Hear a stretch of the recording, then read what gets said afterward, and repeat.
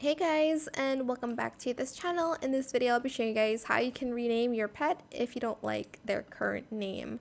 So it's super simple. You're just going to press your watch, scroll down until you find a pet.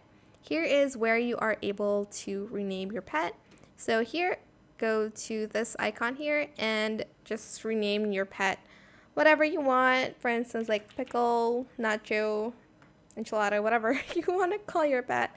I'm still just going to go by, I'm still going to name my pet Tater because I love it, but that is how you can rename your pet in Heartopia. You can also do it with cats as well. You'll see if you have another pet, it's going to show up,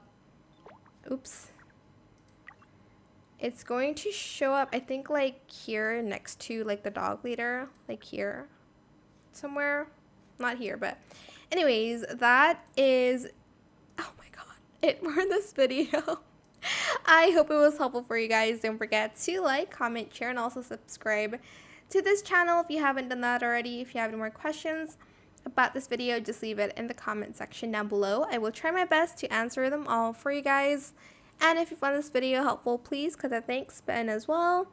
And that is it. Thank you so much for watching. Bye.